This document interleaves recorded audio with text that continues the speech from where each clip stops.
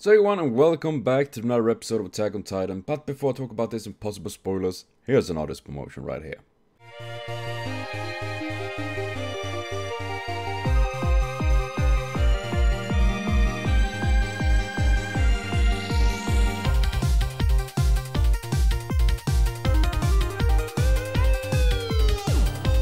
So please be sure to check out all these links in the description box. Also find links to this reaction video. And yeah, this was a pretty interesting episode, I must say. Even if we didn't get any answers, we pretty much, well, we got a little tiny bit of answers, but we just got even more questions about it, all of this.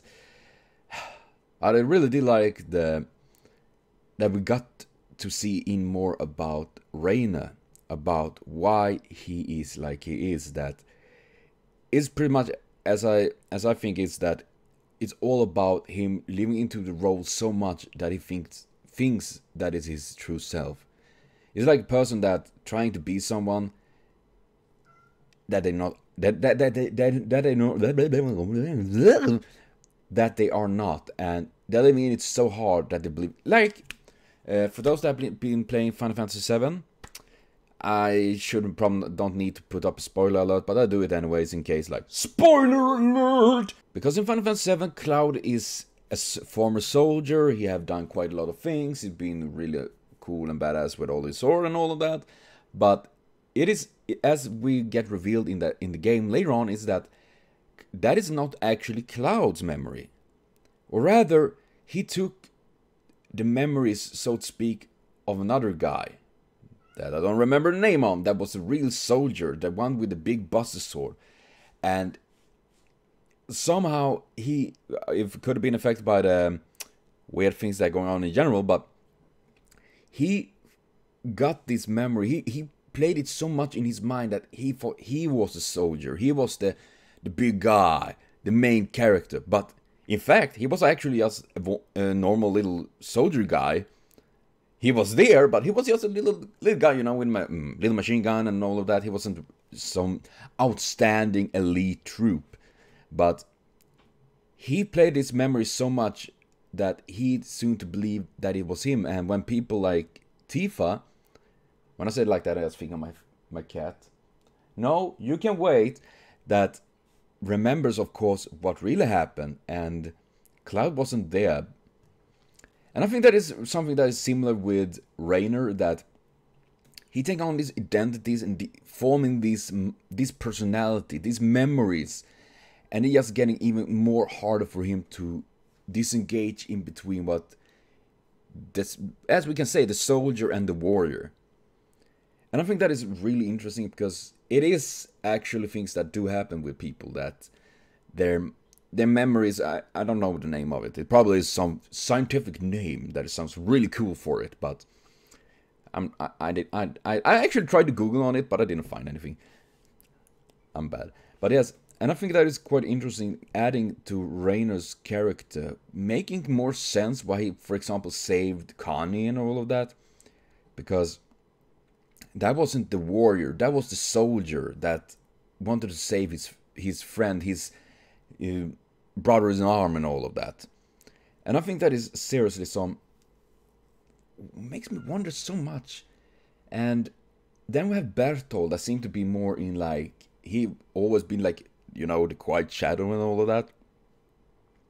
And as Ymer said, it could possibly also be because part of guilt, that Reiner felt so much guilt for this that he tried to protect himself by taking on this other persona, so to say, the soldier. Could definitely be. I mean, I'm pretty sure that Reiner, Bertolt, and Annie isn't as brutal and evil as they appear to be, because they seem to be showing lots of emotion. Like when they saw Marco get eaten, I guess that was why we've seen earlier, way back, when the three of them stood together. You know, when they were attacked and all of that in this town and all. Maybe that was the moment they saw Marco getting eaten. And of course, however cold they are, that is a person, Marco is someone they've been training with for quite a long time. And I think that is, oh man, makes me so wondering about who the true enemy is. I'm not sure why. Man, what the fuck, man? The true enemy? What could that be? I mean, one option is obviously like maybe the royal family or something like that. Maybe it's Aaron's father, because he seemed to know something. Maybe it's Donkey Kong, but they seem to be on the same side. So I guess not. Or maybe just in general, humans are the enemies, the danger, and maybe it's like that when all humans are dead, the Titans will die. Or maybe release their souls or whatever. Maybe it's such a simple thing as that. But then again, Reiner talking about taking them to their hometown. I'm so confused right now. Man, I need answers. Hopefully we get some tomorrow and all of that. I just though otherwise really enjoyed this episode. Even if it wasn't any fighting or anything really epic in that sense, I thought it was very interesting, and for me at least very important that we get to see more about Reiner and explaining why he had been acting as he had been doing. And this, as Ymir said, this has been clearly now that he had trouble to separate him, the soldier and the warrior and all of that. Though I really, I'm really curious about the part with Krista though. If they just Reiner played on the fact that Ymir of course have feelings for Krista, or that Krista is actually a very important person that they need to protect. And that makes me wonder that maybe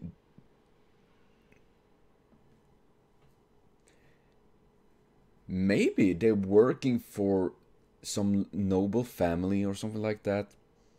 They want to reinstate Krista as the royalty or something like that, because she was from, if I don't remember wrong, she was like a bastard child or something like that. Something I don't really remember. Maybe. And they hired Reiner and Berthold and Annie to do. That wouldn't make sense either, actually. But hey, what do I know? Hopefully we get some more answers on this very soon. So thank you for watching. See you later on. Have a continued super great day.